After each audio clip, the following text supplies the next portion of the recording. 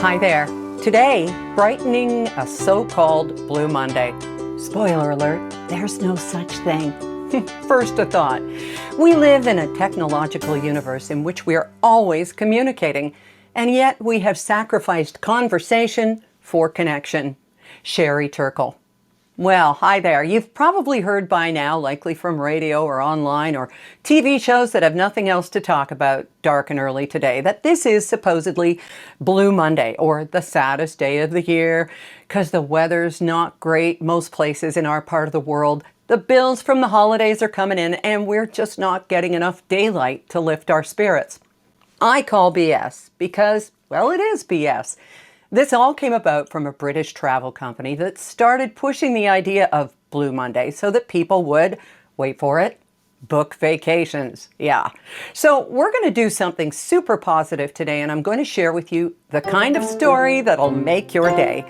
I haven't done one in a while, and I don't know why not. So here's the feel-good story I thought you'd like, and I hope you haven't heard it yet.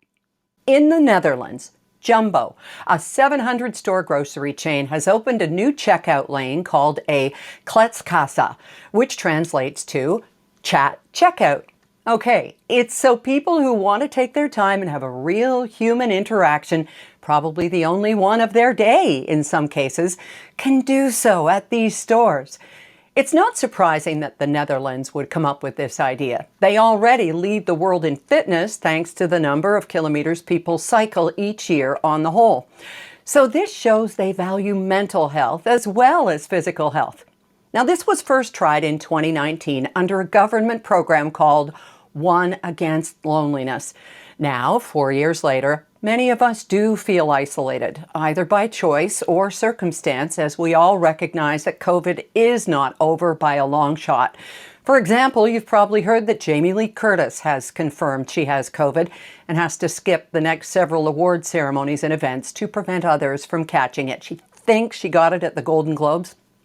The point of the chat checkout is to give people who would otherwise be rushed through to get to the next customer the opportunity to talk, to make eye contact, and to just be seen by someone.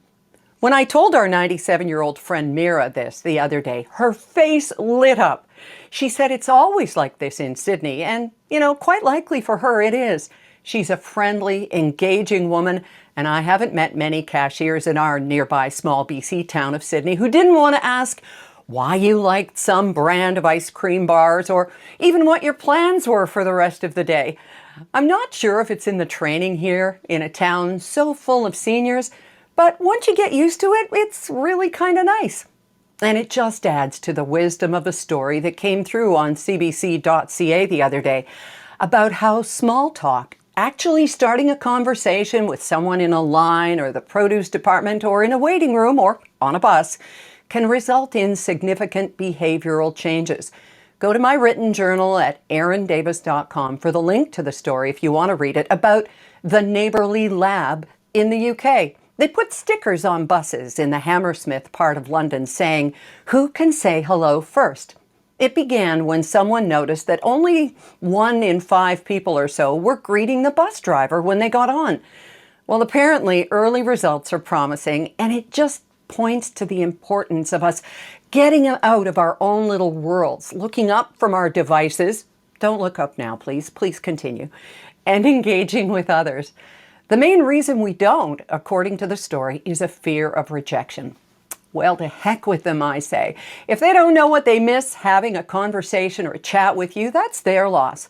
For example, I was on a plane in November and the woman next to me started up a conversation. We ended up exchanging books because she learned I was an author when she went on my social media. So she gave me Jay Shetty's Think Like a Monk, which she was traveling with at the time and which I'm going to read next month on vacation. And later I mailed to her and her mom copies of Morning Has Broken. Oh, and that woman? She turned out to be one of Bob Marley's daughters-in-law.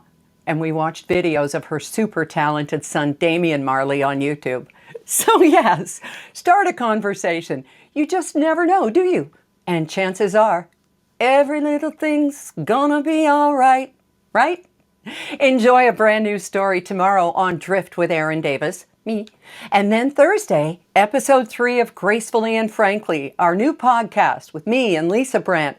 We've had over 2,000 listens now, and we want you to join us too. Go to g-and-f.simplecast.com or listen wherever you download your favorite podcasts, and we'll talk to you then. Or better yet, now. Way you go. Give it a listen. Thanks.